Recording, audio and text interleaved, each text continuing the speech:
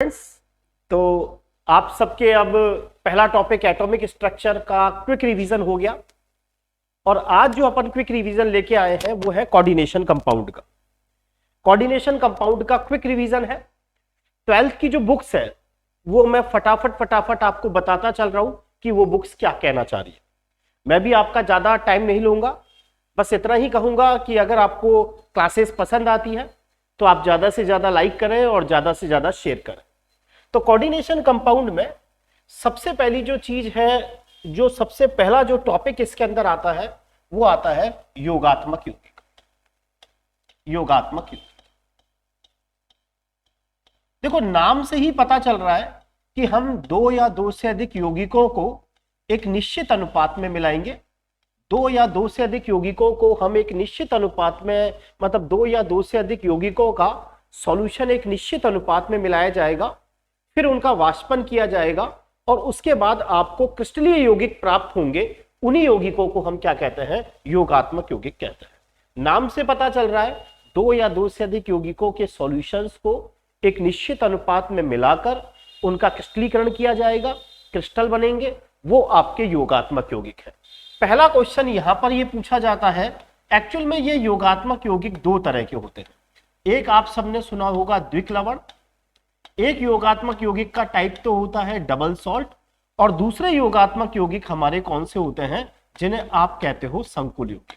पिछली से पिछली बार सेकंड ग्रेड में यही क्वेश्चन पूछा गया कि इनमें संकुल यौगिक कौन सा है, इनमें डबल सॉल्ट कौन सा है, इनमें संकुल यौगिक कौन सा है। डबल सॉल्ट ऐसे योगात्मक यौगिक होते हैं जिन्हें पानी में डालने पर पूर्ण रूप से आयनित हो जाते हैं, जबकि संकुल यौगिक ऐसे योगात्मक यौगिक होते हैं जिनको पानी में डालने पर, इनके क्रिस्टल को पानी में डालने पर आंशिक आयनन होता है। तीन डबल सॉल्ट आपको याद करने हैं। पहला डबल सॉल्ट आपको याद करना है कार्नेलाइट KCl MgCl2.6H2O, जिसको हम कार्नेलाइट कहते हैं। कार्नेलाइट ये ऐसा क्रिस्टल है, अगर आप इसको पानी में डालोगे तो ये पूर्ण रूप से आयनित होगा। पोटेशियम प्लस क्लोराइड आयन और Mg+2 आयन तीनों आयनों के परीक्षण देगा। पहला एग्जाम्पल कार्नेलाइट। दूसरा एग्जाम्पल आपको याद करना है फिटकरी, पोटास एलम K2SO4 Al2SO4 का होल थ्राइस .24H2O, जिसको आप फिटकरी या पोटास एलम कहते हैं। और तीसरा एग्जाम्पल आपको याद रखना है मोहर सॉल्ट का, मोहर लवण, जिसे फेरस अमोनियम सल्फेट कहा जाता है। फेरस अमोनियम सल्फेट कहा जाता है। फेरस अमोनियम सल्फेट, जिसमें 6 क्रिस्टलीय जल के अणु होते हैं। ये तीनों एग्जाम्पल्स डबल सॉल्ट के एग्जाम्पल है। डबल सॉल्ट वे एडिशन कंपाउंड है जो पानी में डालने पर पूर्ण रूप से आयनाइज होंगे। कार्नेलाइट है, पोटाशियम है, और ये आपका मोहर लवण है जिसे फेरस अमोनियम सल्फेट कहा जाता है। एक बार नीट के अंदर पूछा गया था कि जो ये मोहर लवण होता है इसमें कितने क्रिस्टलीय जल के अणु होते हैं, तो 6। अब जो कोऑर्डिनेशन कंपाउंड है, कोऑर्डिनेशन कंपाउंड के एग्जांपल नंबर 1, खूब सारे एग्जांपल हैं, तो हम पहला एग्जांपल पढ़ रहे हैं K4FeCN6, जिसे आप सबको पता है पोटेशियम फेरोसाइनाइड कहते हैं। पोटेशियम फेरोसाइनाइड कहते हैं। तो पहला क्वेश्चन आरपीएससी ने यही पूछा था कि इनमें से संकुल यौगिक कौन सा है। जस्ट एक मिनट लेट आई है।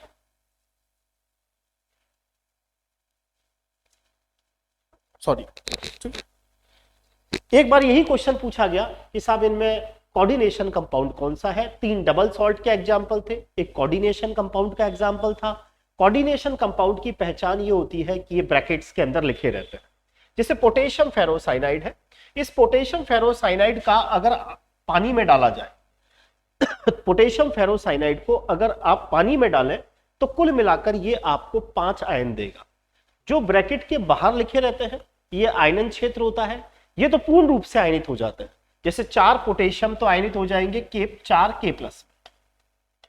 हमेशा पहले धनायन लिखा होता है, बाद में ऋणायन। ये वाला चार्ज इधर चला जाता है और साथ ही साथ आपको एक जटिल आयन मिलता है FeCN6-4। तो दूसरे टाइप का क्वेश्चन ये पूछ सकता है कि पोटेशियम फेरोसाइनाइड को अगर हम पानी में डालें तो ये टोटल आयन कितने देगा? आप कहोगे 4 और 1 क्या देगा? 5 आयन देगा। ये आयन तो सरल आयन है और आप सबको पता है इस आयन को क्या कहते हैं? जटिल आयन कहते हैं। आयन तो दिख ही रहा है, आयन दिख रहा है क्योंकि चार्ज स्पीसीज है, इसीलिए आयन तो है ही। जटिल आयन क्या है? जटिल आयन वो आयन होता है जो धातु आयन और किससे मिलकर बना होता है? लिगैंड से मिलकर बना होता है। अगर हम इसकी बात करें पोटेशियम फेरोसाइनाइड में, तो आपको पता है जो ब्रैकेट के बाहर लिखा होता है वो क्षेत्र आयनन क्षेत्र है, जो पूर्ण रूप से आयनित होता है। जो ब्रैकेट के अंदर लिखा रहता है इसे आप सबको पता है समन्वयी क्षेत्र कहते हैं। इस समन्वयी क्षेत्र के अंदर ये तो धातु आयन होता है,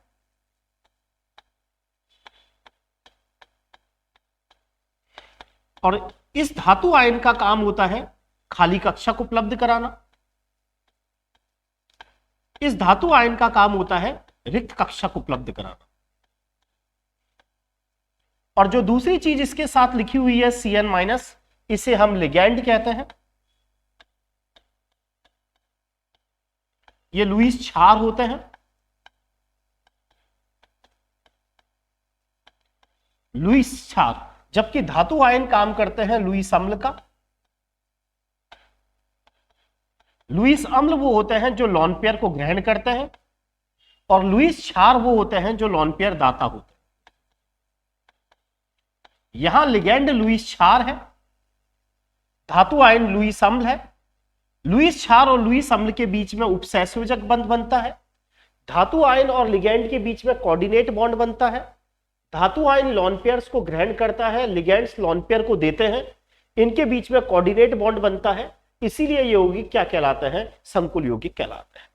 अब हम थोड़ा सा इनकी बात करें तो अब सबसे पहले आपको लिगैंड्स को थोड़ा सा क्लासिफाई करना होता है। 2-3 चीजें आपको दिमाग में रखनी है लिगैंड्स के बारे में। लिगैंड आपको समझ में आ गया होगा, लिगैंड क्या है? लुईस क्षार है, लुईस बेस। लिगैंड क्या है? लिगैंड लॉन पेयर दाता है।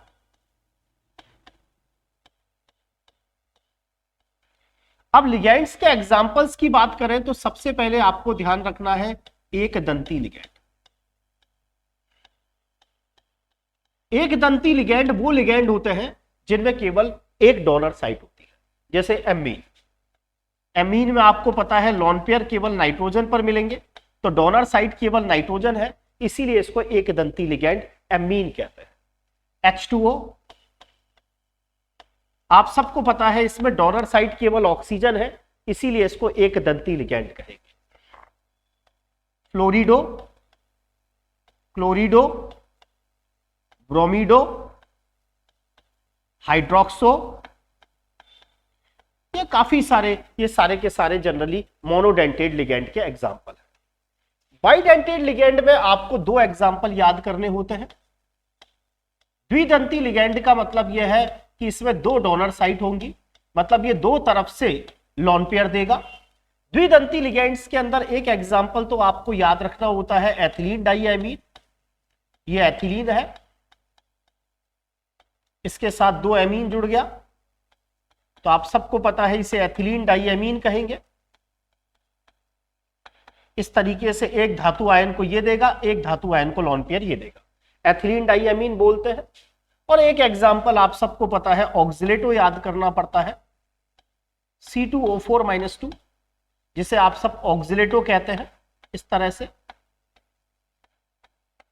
ये आयन आप सबको पता है ऑक्सिलेटो आयन है, और इसके अंदर ये जो नेगेटिव चार्ज वाले होते हैं, कभी कोई चार्ज रखना नहीं चाहता, इसमें डोनर एटम ये 2 होते हैं, इसे हम ऑक्सिलेटो आयन कहते हैं जब ये लिगैंड का काम करता है। एक लिगैंड आपको याद करना होता है सटदंती लिगैंड। कई बार एग्जामिनर ऐसे पूछ लेता है इनमें सटदंती लिगैंड कौन सा है, और सटदंती लिगैंड में आपको याद करना होता है EDTA-4। पूरा नाम समझ में आ गया होगा, एथिलीन डाइएमीन। पहले आप एथिलीन बनाएं, ये वाला एथिलीन, ये एथिलीन होता है। फिर डाइएमीन, 2 एमीन जोड़े, और एमीन के हाइड्रोजन को हटा के 4 एसीटेटो जोड़ दें। इसे कहा जाता है ethylene diamine tetra acetato ion.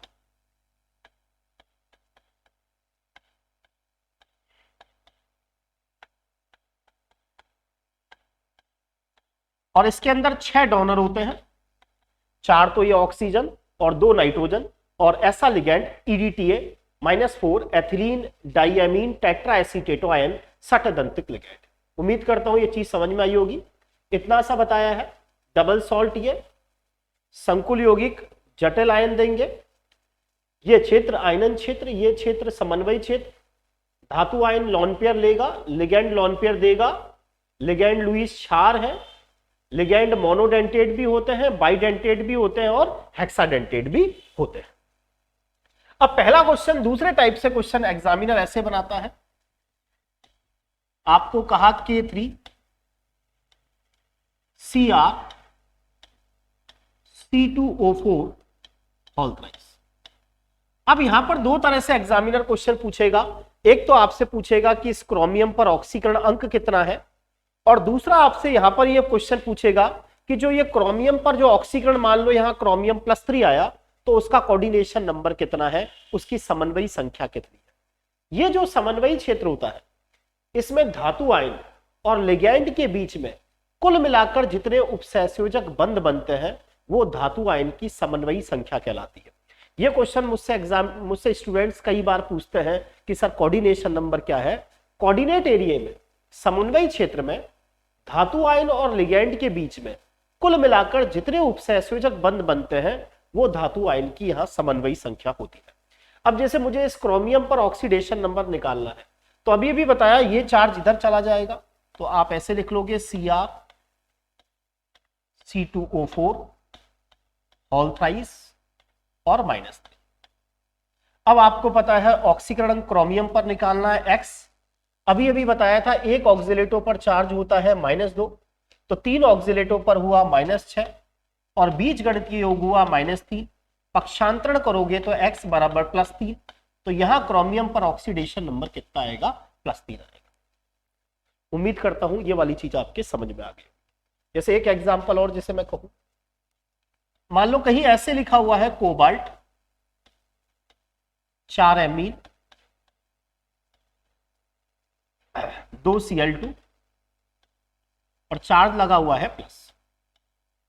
अब आपसे दो तरह से क्वेश्चन पूछेगा कि जो ये कोबाल्ट है इसका ऑक्सीडेशन नंबर बताएं और साथ ही साथ यहां पर इसकी समन्वयी संख्या बताएं। तो अगर अपन इसका ऑक्सीडेशन नंबर देखें तो कैसे निकलेगा, कोबाल्ट पर निकालना है x, एमीन उदासीन होता है तो 0, 1 Cl पर -1 तो 2 Cl पर -2, बीज गणितीय योग सबका मिलाकर +1, तो x बराबर कितना आया, +3। ये ऑक्सीकरण अंक। कोऑर्डिनेशन नंबर पूछे तो एमीन एक दंती लिगैंड है, एक एमीन एक उपसहसंयोजक बंध बनाएगा, तो 4 एमीन 4 उपसहसंयोजक बंध बना देंगे, और एक Cl एक उपसहसंयोजक बंध बनाएगा, दूसरा Cl भी एक उपसहसंयोजक बंध बनाएगा, तो कुल मिलाकर कोबाल्ट +3 का यहां कोऑर्डिनेशन नंबर कितना आएगा, 6 आएगा। पिछली से पिछली बार एक क्वेश्चन और पूछा गया था, होमोलैप्टिक कॉम्प्लेक्स।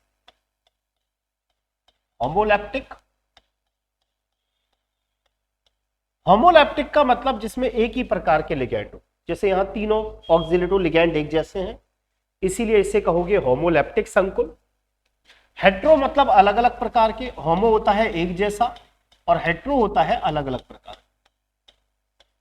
यहां आपको दिख रहे हैं कि दोनों लिगैंड अलग अलग प्रकार के हैं, एक एमीन लिगैंड है और एक क्लोरो लिगैंड है, इसीलिए इसको हेट्रोलैप्टिक कॉम्प्लेक्स कहा, और ऊपर वाले को हमने होमोलैप्टिक कॉम्प्लेक्स कहा, क्योंकि तीनों लिगैंड यहां पर एक जैसे हैं और यहां एमीन और क्लोरो अलग अलग प्रकार के लिगैंड है, तो ऐसा कॉम्प्लेक्स हेट्रोलैप्टिक कॉम्प्लेक्स कहलाता है, ऐसा कॉम्प्लेक्स होमोलैप्टिक कॉम्प्लेक्स कहलाता है।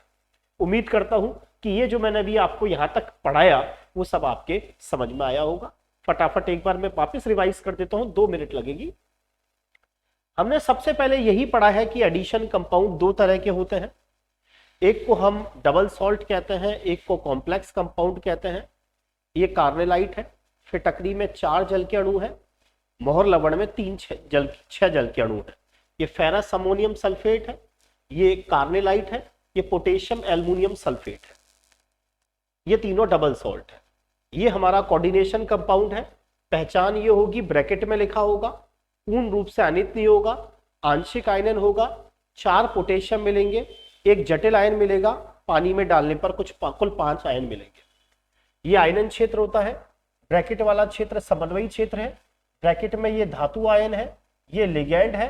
धातु आयन खाली कक्षक उपलब्ध कराता है, लिगैंड लोन पेयर डोनेट करता है। यहां दिख रहा है कि अगर आप ध्यान से देखोगे तो 6 साइनो है। एक्चुअल में साइनो एक दंती लिगैंड होता है, मतलब जो साइनो है वो उभय दंती लिगैंड की कैटेगरी में आता है।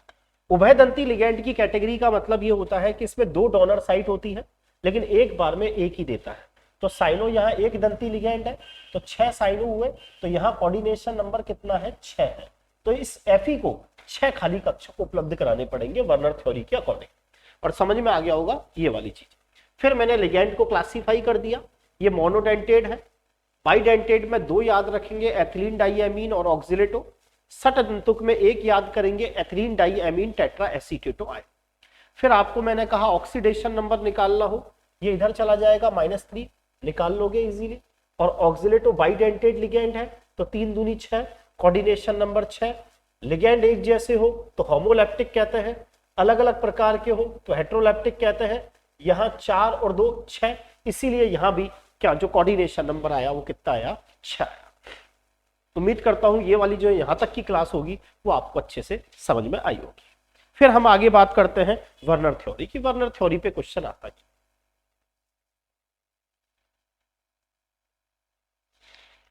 वर्नर थ्योरी पर ऐसे क्वेश्चन आता है। अगली है वर्नर थ्योरी। वर्नर ये कहता है हर धातु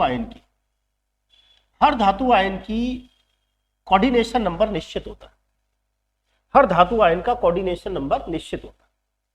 जनरली जिन पर ऑक्सीडेशन नंबर +1 होता है, जैसे Ag+, Au+, तो इनका कोऑर्डिनेशन नंबर तो जनरली 2 होता है। और जिन पर चार्ज +2 आता है, निकिल +2, कॉपर +2, जिंक +2, इनका कोऑर्डिनेशन नंबर 4 होता है। शेष जो बच गए Fe+2, Fe+3, कोबाल्ट +2, कोबाल्ट +3, इन सबका कोऑर्डिनेशन नंबर जनरली 6 होता है। हमारे कोर्स में या तो कोऑर्डिनेशन नंबर 2 आएगा, या 4 आएगा, या क्या आएगा, 6 आएगा।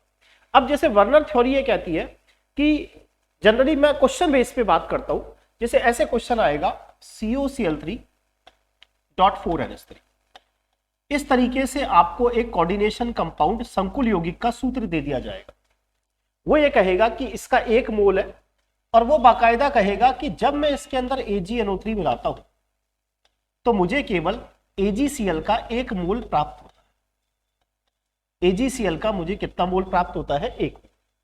ऐसे क्वेश्चंस को ऐसे देगा कि एक संकुल यौगिक है जिसका सूत्र COCl3.4NH3 है।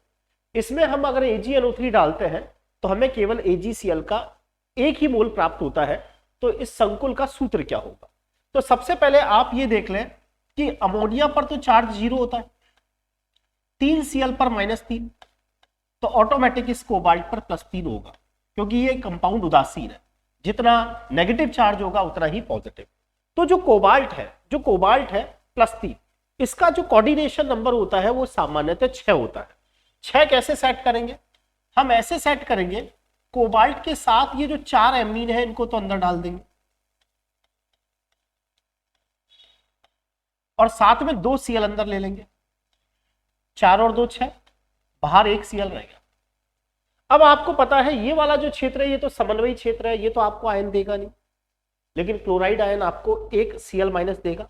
तो जैसे ही हम इसके अंदर 1 मोल AgNO3 डालेंगे तो 1 मोल इससे AgCl मिल जाएगा।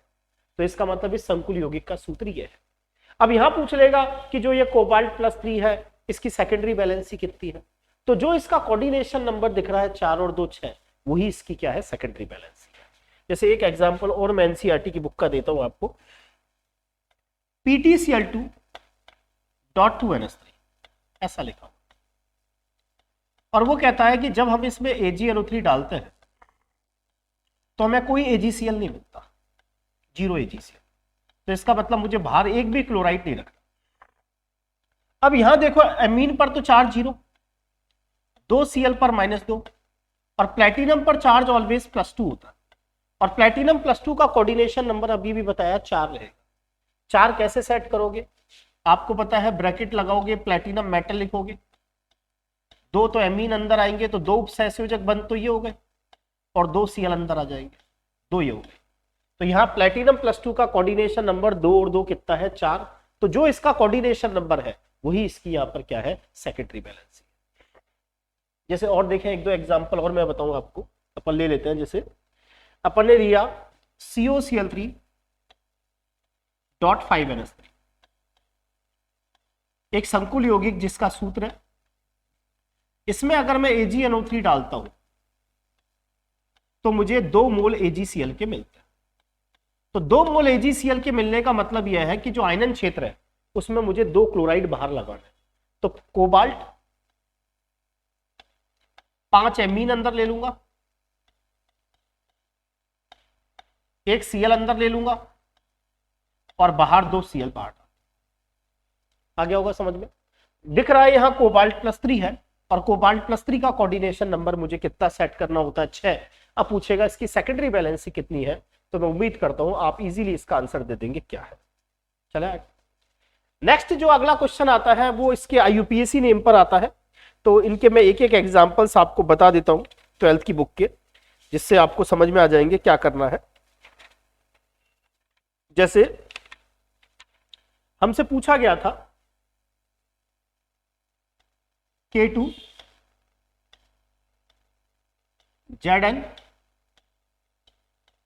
ZnOH4,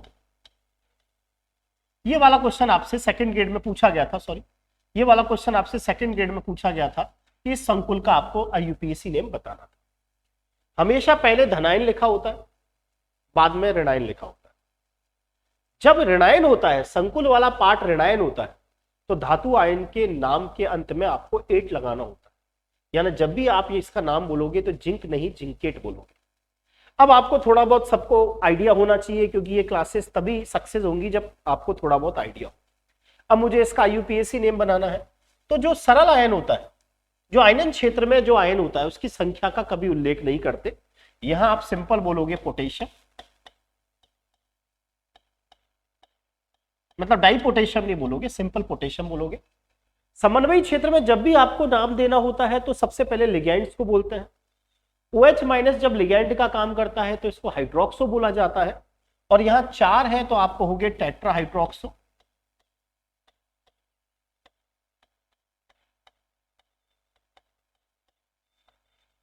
और जिंक की जगह यहां जिंकेट लगा दिया जाएगा। और जिंक पर वैसे भी आप सबको पता है ऑक्सीडेशन नंबर कितना निकलना है, सेकंड निकलना। दिक्कत भी आए तो ऐसा कर सकते हो, ये प्लस है तो इधर माइनस होगा, ये इधर चला जाएगा।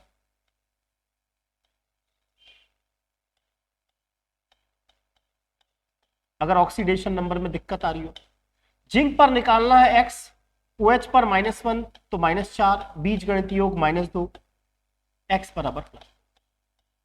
उम्मीद करता हूं IUPAC नेम समझ में आ गया होगा इसका पहला। एक और एग्जांपल हम ले लें, जैसे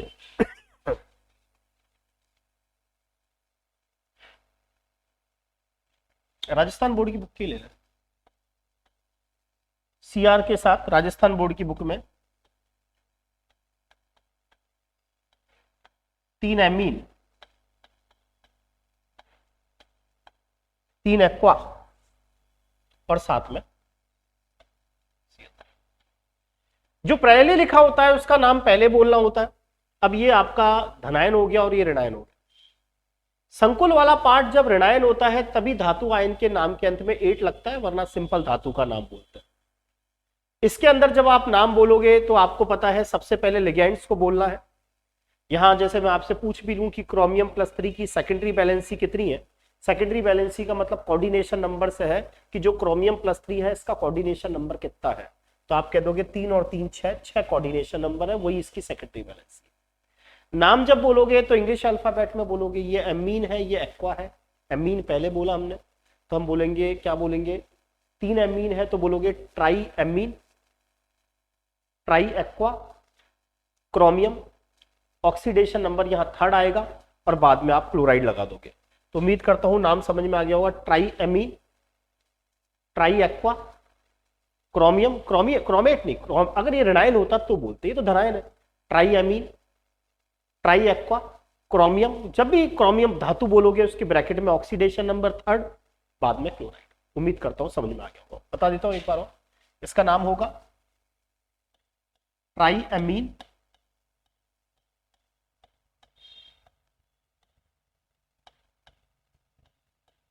ट्राई एक्वा,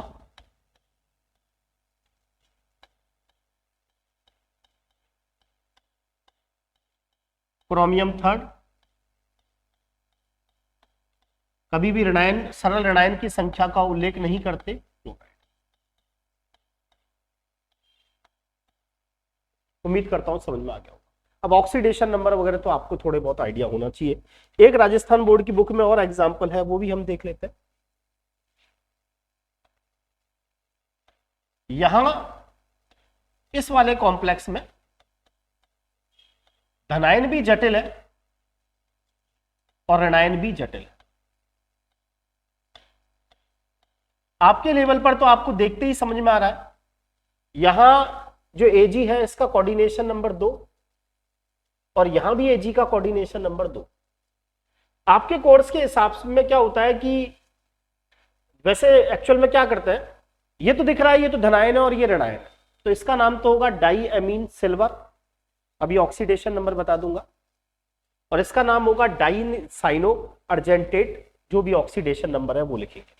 यहां लिखोगे डाई एमीन सिल्वर, क्योंकि ये धनायन है तो धातु का नाम, ये ऋणायन है इसीलिए हमने अर्जेंटेट बोला। Diamine silver first, dicyano argentate first. होता क्या है, जब आपका जटिली धनायन और जटिली ऋणायन होता है तो इस मेटल पर कैसे चार्ज आएगा, तो वो 3 कंडीशंस होती है।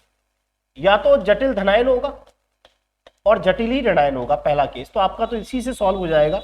इसको प्लस मान लेना, इसको माइनस। अब इस पर ऑक्सीडेशन नंबर निकालोगे तो Ag प्लस, इस पर x माइनस 2 बराबर -1 तो x बराबर +1। तो डाई एमीन सिल्वर फर्स्ट और डाई साइनो अर्जेंटेट फर्स्ट। वैसे भी जब कोऑर्डिनेशन नंबर 2 होता है ना तो धातु आयन पर चार्ज +1 मतलब 1 ही आता है। तो डाई एमीन सिल्वर फर्स्ट, यहां डाई साइनो अर्जेंटेट फर्स्ट। उम्मीद करता हूं आपकी ये चीज समझ में आई होगी। नेक्स्ट जो अगली चीज है वो और मैं आपको बता जाता हूं। सबसे पहले इन संकुल यौगिकों के अंदर समावयता की अगर हम बात करें तो वो और थोड़ा सा अपन बात करते हैं संकुल यौगिकों में समावयता। अब संकुल यौगिकों में समावयता की बात करें,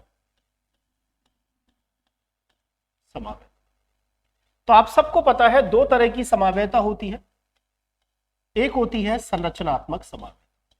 देखिए वही एग्जाम्पल मैं जो आपसे दूंगा जो एग्जामिनर आपसे पूछे। संरचनात्मक समावयता, आपको पहला एग्जाम्पल इस तरह से दे रखा होगा। मैं राजस्थान बोर्ड की एग्जाम्पल ही लेता हूं जिससे आपको भी दिक्कत नहीं हो, बिल्कुल हूबहू वही एग्जाम्पल जो एग्जाम में आए। जैसे ये एग्जाम्पल पहला टाइप,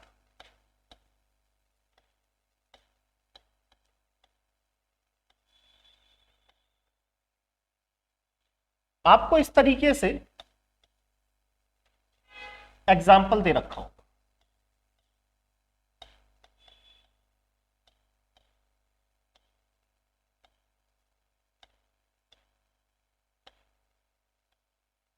पहला टाइप आपको इस तरह से दे रखा हो, पूछेगा ये दोनों आपस में कौन से समावयवी है। तो सबसे पहले तो आप ये देख लें कि दोनों का अणुसूत्र एक होना चाहिए। यहां भी कोबाल्ट, यहां भी कोबाल्ट, यहां 5 एमीन, यहां 5 एमीन, यहां SO4, यहां SO4, यहां Br और यहां Br। अगर आपको इनके आयनन क्षेत्र में अंतर नजर आए, अगर आप इसको पानी में डालेंगे तो ये आपको ब्रोमाइड आयन देगा और ये इसको पानी में डालने पर सल्फेट आयन देगा। या सीधी सी बात, ये तो समन्वयी क्षेत्र है, ये आयनन क्षेत्र है, ये समन्वयी क्षेत्र है, ये आयनन क्षेत्र है। अगर आपको आयनन क्षेत्र में अलग अलग प्रकार के आयन दे तो इस प्रकार की जो समावयता होगी वो आप सबको पता है कौन सी समावयता होगी, आयनन समावयता। ठीक है, दूसरा एग्जांपल,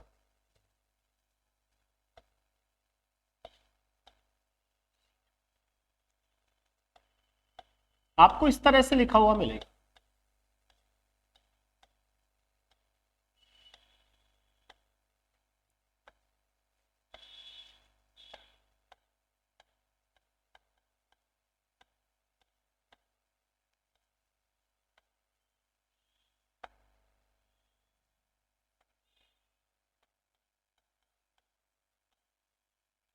अगर यहां देखोगे तो यहां भी क्लोराइड आयन है और यहां भी क्लोराइड आयन है, तो आयनन क्षेत्र में आयन तो एक जैसा हो गया, तो आयनन समावेता नहीं हो सकती।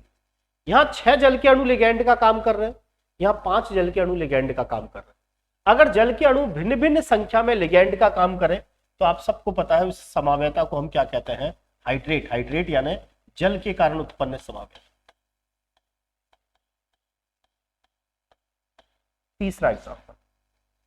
तीसरा एग्जाम्पल मैं वही ले रहा हूं जो बार बार कह रहा हूं, राजस्थान बोर्ड की बुक में है, वही एग्जाम्पल्स की हम बात कर रहे हैं।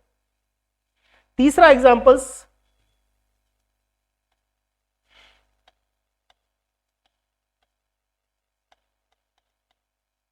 इस तरह से लिखा होगा,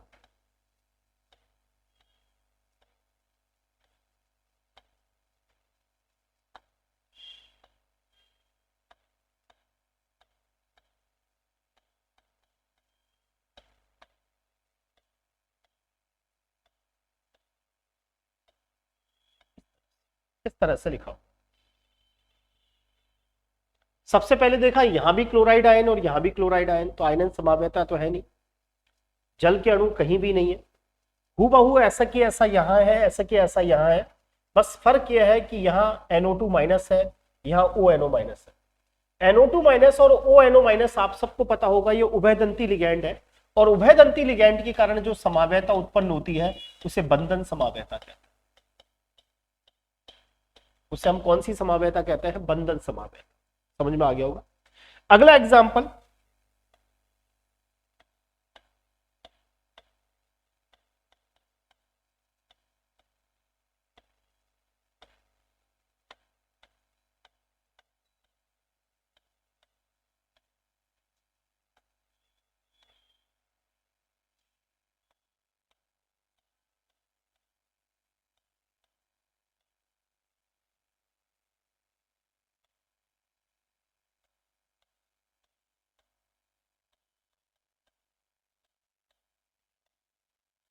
अगर आपको लिखे कि जटिली धनायन जटिली ऋणायन है और इधर भी जटिली धनायन और जटिली ऋणायन है, और आपको लगे कि हमने केवल लिगैंड को आपस में एक्सचेंज कर दिया। देखो ये जो कोबाल्ट है इसके साथ एमीन था, उसकी बजाय अब साइनो आ गया और साइनो की जगह एमीन चला गया, तो इस तरह की समावेता को हम कहते हैं उपसहसंयोजक समावेता।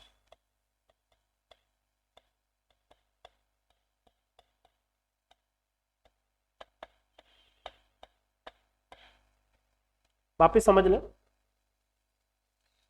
मेरे हिसाब से आपको समझ में आ रहा होगा बहुत कुछ। संरचनात्मक समावेता जनरली पूछी जाती है, 2 कंपाउंड दे देगा। अगर आपको लगे कि आयनन क्षेत्र दोनों का अलग अलग है, ये ब्रोमाइड आयन ये सल्फेट आयन, तो आयनन समावेता। लगे जल के अणुओं में कहीं अंतर है, हाइड्रेट समावेता। लगे बिल्कुल ही एक जैसे हैं, यहाँ NO2 माइनस है यहाँ ONO माइनस है, ये नाइट्रो है ये नाइट्राइटो है, तो फिर वो बंधन समावेता। लगे जटिली धनायन जटिली ऋणायन धातु आयन का एक्सचेंज हो गया है, तो उस तरह की समावेता को हम उपसहसंयोजक समावेता कहेंगे। अब हम त्रिविम समावेता की बात करें तो त्रिविम समावेता, त्रिविम समावेता के अंदर हमें पता है एक तो ज्यामितीय समावेता और एक आपसे पूछता है प्रकाशिक समावेता। प्रकाशिक समावेता अभी तक सेकंड ग्रेड में नहीं पूछी गई है, ज्यामितीय समावेता मतलब त्रिविम समावेता भी नहीं पूछी गई है, हमसे वहां तक ही उसने एग्जामिनर ने खत्म कर दिया। ज्यामितीय समावेता वो संकुल यौगिक दिखाते हैं जिनका कोऑर्डिनेशन नंबर 4 या 6। कोऑर्डिनेशन नंबर 4 वालों में संकरण या तो sp3 निकलता है या dsp2 निकलता है। क्या मतलब है, जैसे मैं कहूं प्लैटिनम, इसके साथ 2 तो मैंने एमीन जोड़े और 2 Cl जोड़े, तो दिख रहा होगा यहां प्लैटिनम +2 है और प्लैटिनम +2 का कोऑर्डिनेशन नंबर 4 है, 2 और 2 4। जब कोऑर्डिनेशन नंबर 4 होता है धातु आयन का, तो इस संकुल पर या तो sp3 संकरण या dsp2 निकलेगा। याद रखें प्लैटिनम +2 के तो सारे कंपाउंडों पर dsp2 निकलता है। जो जिनमें कोऑर्डिनेशन नंबर 4 होता है उनमें जिनमें dsp2 संकरण पाया जाता है वही ज्यामितीय समावेता दिखाता है। sp3 संकरण वाले नहीं दिखाते। और जनरली इसका एक एग्जाम्पल खूब फेमस है, निकिल टेट्रा का। एग्जामिनर इसको खूब पूछता है, निकिल टेट्रा का पूछता है इनमें से कौन ज्यामितीय समवेता नहीं दिखाएगा, और ऑप्शन होता है निकिल टेट्रा का। अब जो ये डाईएमीन डाईक्लोरोप्लेटिनम सेकेंड है, इसकी दो फॉर्म होती है, एक सिस फॉर्म होती है और एक ट्रांस फॉर्म होती है। इसकी सिस फॉर्म को सिस्प्लेटिन कहते हैं, जो कैंसर के ट्रीटमेंट में काम आती है। बस आपको ज्यामितीय समावेता मतलब समावेता में इतना ही पढ़ना है, क्योंकि फिर ज्यादा कॉम्प्लिकेटेड आप कर भी नहीं पाओगे। उम्मीद करता हूं आज की जो मैंने क्लास ली है आधा 35-40 मिनट की, वो आपको पसंद आई होगी। कल हम इसको खत्म करेंगे और साथ ही साथ कल जीरो ग्रुप और एस ग्रुप खत्म करेंगे। और जो आप कह रहे हैं फिजिकल, तो जो मोस्ट है रासायनिक साम में, आयनिक साम में, बेफिक्र रहे, एसिड बेस और इलेक्ट्रो, ये चारों टॉपिक मैं एग्जाम से पहले करा दूंगा। और आप अपना व्यूज रखें, अगर आपको क्लासेस पसंद आती है, रेगुलर रखना चाहते हैं, तो ज्यादा से ज्यादा लाइक और ज्यादा से ज्यादा सब्सक्राइब करें। Thank you.